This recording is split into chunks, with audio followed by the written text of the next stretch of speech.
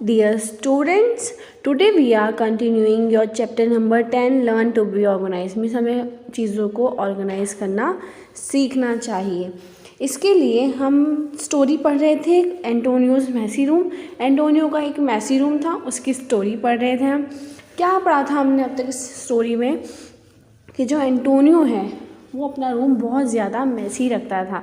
वो उस अपने रूम को साफ़ नहीं करता था, उसे बहुत ज़्यादा गंदा गंदा लगता था। उसकी मॉम उसे डांटती भी थी कि इसे क्लीन करो, इसे क्लीन करो, लेकिन वो कभी मानता ही नहीं था।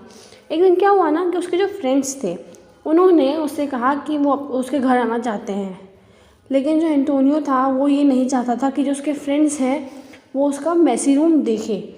तो इसलिए वो उसके रूम में जितना भी सामान फैला हुआ था ना, वो उसे बार बार कबर्ड में रखने की कोशिश कर रहा था, लेकिन वो सामान पूरा का पूरा तो कबर्ड का नहीं था ना।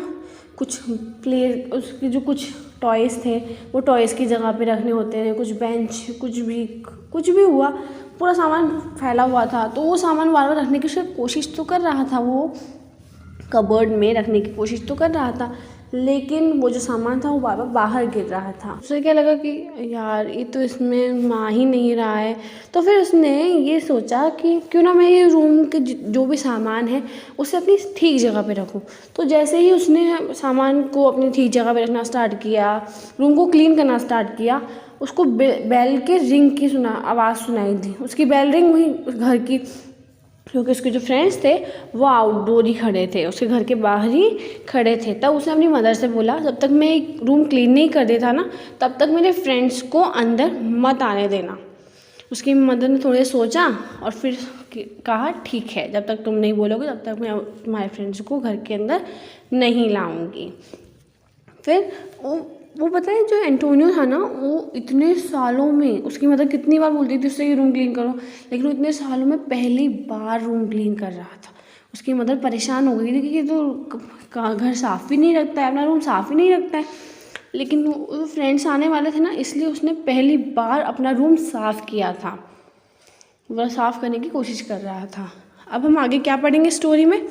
After 30 minutes, Antonio came out to play with his friends.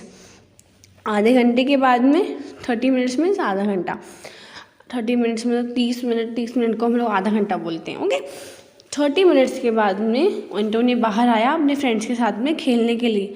When he invited them to his room, they were amazed at how clean his room was with all the things neatly arranged. उसके जो friends थे उसे उन्हें अंदर invite किया और देखा, उसके फ्रेंड्स ने जब उसका रूम देखा ना कि हर चीज़ अपनी अपनी जगह पे रखी हुई है, कितना क्लीन रूम है, तो वो ज़्यादा हैरान हो गए कि ये क्या है, ये एंटोनियो का रूम कितना ज़्यादा क्लीन है, उसके जो सामान है वो अपनी जगह पे रखे हुए हैं और कितना क्लीन रूम है, इतना साफ़ रूम है उसका। वो इस देखकर बहुत ज़्यादा हैरान थे। They played watched a movie at sandwich and talked all day. उन्होंने कुछ गेम्स खेले, मूवी भी देखी और सैंडविच भी खाया और बहुत सारी बातें भी की। पूरा दिन बातें की उन लोगों ने। जैसे आपको पता है ना, आपके फ्रेंड्स कभी कभी आपके घर पे आते हैं आपसे मिलने के लिए, तो आप कितना ज़्यादा हैप्पी हो जाते हो और आप लोग कितनी सारी चीज़ें खेलना शुरू कर देते हो, उनसे कितनी सारी बातें करते हो। वैसे ही एंटोनियो के साथ भी हुआ था। On that day Antonio learned that being unorganised is not a good habit. उस दिन जो एंटोनियो था उसने ये अच्छे तरीके से समझ लिया था कि जो अपने घर को, अपने रूम को अनऑर्गेनाइज रखना है ना, ये बहुत ज़्यादा बैड हैबिट है, बहुत बुरी आदत है ये। He understood that if he does not clean his room regularly, it will become messy. उसने क्या समझा उस दिन कि अगर मैं अपने रूम को रेगुलरली क्लीन नहीं करूँगा तो मेरा रूम जो है ये बहुत ज़्यादा गंदा होता ही जाएगा। इसीलिए मैं आपसे भी यही कहती हूँ बच्चों कि आपको ना अपने घर को हमेशा साफ़ रखना चाहिए। आपका जो रूम है, आपका जो घर है, आपको हमेशा उसको साफ़ रखना चाहिए। उसमें कोई भी सामान का, अगर आपका कोई भी सामान नीचे पड़ा हुआ हो ना, तो उसे उठा के उसकी ठीक जगह पे रखो। कोई गंदगी हो रही हो, कोई धूल वगैरह हो रही हो, तो उसे भी झाड़ू से साफ़ करो, गंदा मत छोड़ो, क्योंकि जब आपकी मदर काम करती रहती है ना तो वो भी परेशान हो जाती हैं कि बच्चे कितनी ज़्यादा गंदगी फैला के रखते हैं यहाँ पे। आपकी मदर भी तो आपके लिए कितना कुछ करती है, तो आपको अपनी मदर के लिए इतना तो करना ही चाहिए कि जो भी आप गंदगी फैलाते हो ना, माना कि आप लोग खेलते हो टॉयज़ वगैरह से खेलते हो, खेलो, लेकिन उस खेलने के बाद में हर सामान को उसकी ठीक जगह पे रख दो। उससे क्या होगा ना कि जो आपको जब भी बाद में खेलना होगा ना तो वो आपको सामान आसानी से मिल जाएगा और आपने अपने आप उठा के उसे आसानी से खेल भी सकते हो।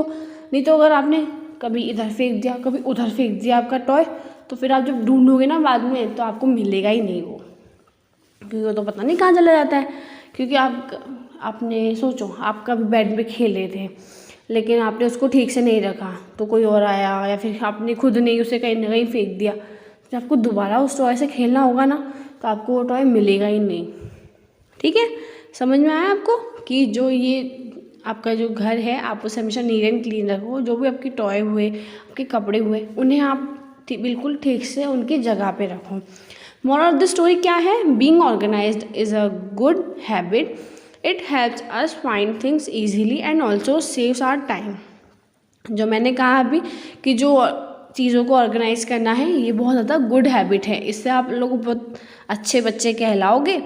और जो ये जो हर सामान को ठीक से अपनी जगह पे रखने का जो ये सिस्टम है ना, ये बहुत अच्छा है। इससे आपको आपकी कोई भी चीज़ आसानी से मिल सकती है और आपका जो टाइम है वो भी सेव होगा।